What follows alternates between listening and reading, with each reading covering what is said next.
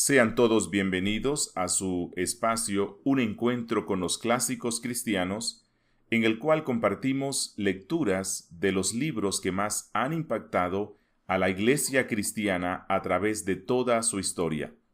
En esta oportunidad, estamos compartiendo la lectura del libro La soberanía de Dios de Arthur Pink. Nos encontramos en el capítulo 4, La soberanía de Dios en la salvación, y estamos viendo dentro de este capítulo el punto 2, la soberanía del Hijo de Dios en la salvación. Y nos hemos enfocado en la expiación limitada. Ya hemos visto el diseño limitado en la expiación, y ya hemos visto que la misma naturaleza de la expiación evidencia que en su aplicación a los pecadores estaba limitada en el propósito de Dios. Vamos a continuar viendo algunos aspectos fundamentales de esta doctrina. Estrechamente conectada con y como confirmación de lo que ya hemos dicho, está la enseñanza de la Escritura concerniente al sacerdocio de nuestro Señor. Es como el gran sumo sacerdote que Cristo ahora intercede. Pero preguntémonos, ¿por quién intercede Cristo? ¿Por toda la raza humana o solo por su propio pueblo? La respuesta dada por el Nuevo Testamento a esta pregunta es tan clara como un rayo de sol. Nuestro Salvador ha entrado en el cielo mismo para presentarse ahora por nosotros ante Dios, como dice Hebreos 9:24. Es decir, por aquellos que son participantes del llamamiento celestial, como dice Hebreos 3:1.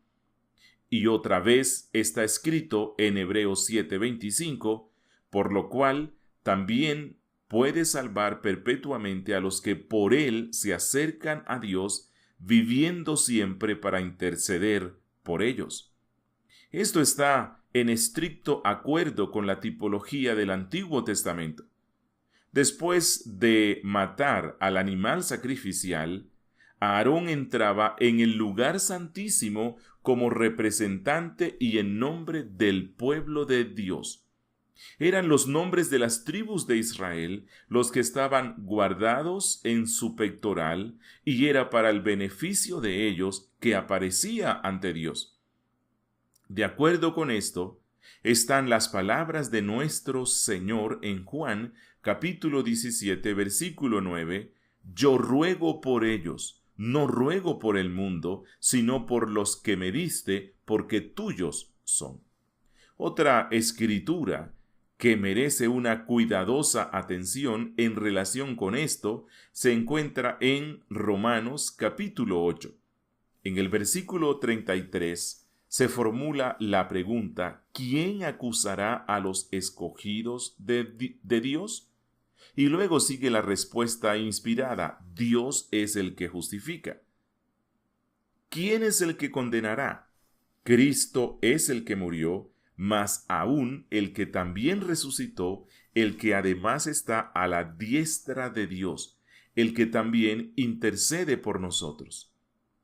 Nótese particularmente que la muerte y la intercesión de Cristo tienen uno y los mismos objetos. Como fue en el tipo, así es con el antitipo. La expiación y la súplica son coextensivas. Si entonces Cristo intercede solo por los elegidos y no por el mundo, entonces Él murió por ellos solamente. Y obsérvese además que la muerte, la resurrección, la exaltación y la intercesión del Señor Jesús se asignan aquí como la razón por la cual nadie puede acusar a los elegidos de Dios. Que aquellos que aún discrepan con lo que estamos exponiendo pesen cuidadosamente la siguiente pregunta: si la muerte de Cristo se extiende por igual a todos, ¿cómo se convierte en seguridad contra una acusación, viendo que todos los que creen no están bajo condenación, como dice Juan 3:18. Cuarto, el número de quienes comparten los beneficios de la muerte de Cristo está determinado no solo por la naturaleza de la expiación y el sacerdocio de Cristo, sino también por su poder. Concédase que el que murió en la cruz fue Dios manifestado en carne, y se sigue inevitablemente que lo que Cristo se propuso, eso realizará, que lo que ha comprado lo poseerá. Lo que Él ha puesto en su corazón, eso asegurará. Si el Señor Jesús posee todo el poder en el cielo y la tierra, entonces ninguno puede resistir con éxito su voluntad. Pero se puede decir, esto es cierto en abstracto, sin embargo Cristo se niega a ejercer este poder en la medida que nunca forzará a nadie a recibirlo como su Señor y Salvador. En cierto sentido, eso es verdad, pero en otro sentido es totalmente falso. La salvación de cualquier pecador es un asunto de poder divino. Por naturaleza, el pecador está en enemistad con Dios y nada más que el poder divino operando dentro de él puede vencer esta enemistad. De ahí que esté escrito en Juan 6:44, ninguno puede venir a mí si el Padre que me envió no le trajere. El poder divino que vence la enemistad innata del pecador es el que lo hace estar dispuesto a venir a Cristo para que pueda tener vida. Pero esta enemistad no se supera en todos. ¿Por qué? ¿Es porque la enemistad es demasiado fuerte para ser vencida? Hay algunos corazones tan endurecidos contra él que Cristo no puede ganar la entrada. Responder afirmativamente a estas preguntas es negar la omnipotencia de Dios. En el análisis final, no se trata de la voluntad o la falta de voluntad del pecador, ya que por naturaleza todos son reacios.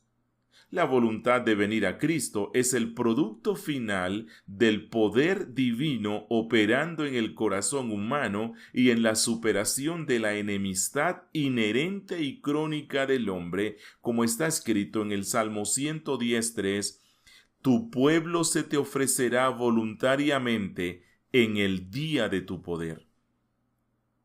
Decir que Cristo es incapaz de ganarse para sí mismo a los que no están dispuestos es negar que todo el poder en el cielo y en la tierra le pertenece.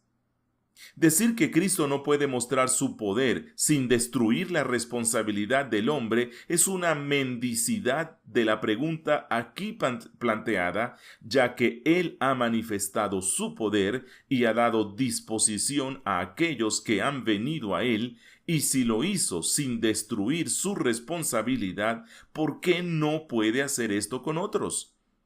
Si Él puede ganar el corazón de un pecador para sí mismo, ¿por qué no el de otro? Decir, como generalmente se dice, que los otros no se lo permitirán, es censurar su suficiencia. Es una cuestión de su voluntad. Si el Señor Jesús decretó, deseó, se propuso la salvación de toda la humanidad, entonces toda la raza humana será salva, o de lo contrario, le falta el poder para cumplir sus intenciones, y en tal caso nunca podría decirse, verá el fruto de la aflicción de su alma y quedará satisfecho. La cuestión planteada implica la deidad del Salvador, porque un Salvador vencido no puede ser Dios. Después de revisar algunos de los principios generales que nos obligan a creer que la muerte de Cristo fue limitada en su diseño, pasamos ahora a considerar algunas de las declaraciones explícitas de las Escrituras que lo afirman expresamente. En ese maravilloso e inigualable capítulo 53 de Isaías, Dios nos dice acerca de su Hijo en el verso 8, por cárcel y por juicio fue quitado, y su generación, ¿quién la contará? Porque fue cortado de la tierra de los vivientes, y por la rebelión de mi pueblo fue herido. En perfecta armonía con esto está la palabra del ángel a José en Mateo 1:21, llamarás su nombre Jesús, porque él salvará a su pueblo de sus pecados. Es decir, no meramente a Israel, sino a todos los que el Padre le había dado a él. Nuestro Señor mismo declaró en Mateo 20:28, el Hijo del Hombre no vino para ser servido, sino para servir y para dar su vida en rescate por muchos. Pero, ¿por qué haber dicho por muchos? Si todos sin excepción fueron incluidos. Fue su pueblo a quien redimió, como dice Lucas 1:68. Fue por las ovejas y no por las cabras que el buen pastor entregó su vida, como dice Juan 10:11. Fue la iglesia del Señor la cual él ganó por su propia sangre, como dice Hechos 20:28. Si hay una escritura más que cualquier otra sobre la cual debamos estar dispuestos a hacer descansar nuestro caso, es Juan capítulo 11, versículos 49 al 52. Aquí se nos dice, entonces Caifás, uno de ellos, sumo sacerdote aquel año, les dijo, vosotros no sabéis nada, ni pensáis que nos conviene que un hombre muera por el pueblo y no que toda la nación perezca. Esto no lo dijo por sí mismo, sino que como era el sumo sacerdote aquel año, profetizó que Jesús había de morir por la nación, y no solamente por la nación, sino también para congregar en uno a los hijos de Dios que estaban dispersos. Aquí se lee que Caifás profetizó no de sí mismo, es decir, como los que Dios empleó en los tiempos del Antiguo Testamento, su profecía no se originó consigo mismo, sino que habló cuando fue movido por el Espíritu Santo. Así, el valor de su declaración es cuidadosamente protegido y la fuente divina de esta revelación está expresamente avalada. Aquí también estamos definitivamente informados de que Cristo murió por esa nación, es decir, Israel, y también por el cuerpo único, su iglesia, porque es en la iglesia donde los hijos de Dios, dispersos entre las naciones, ahora están siendo reunidos en uno. Y mi amigo, ¿no es notable que los miembros de la iglesia sean aquí llamados hijos de Dios? Incluso antes de que Cristo muriera y por lo tanto antes de que comenzara a edificar su iglesia. La gran mayoría de ellos aún no había nacido, sin embargo eran considerados como hijos de Dios.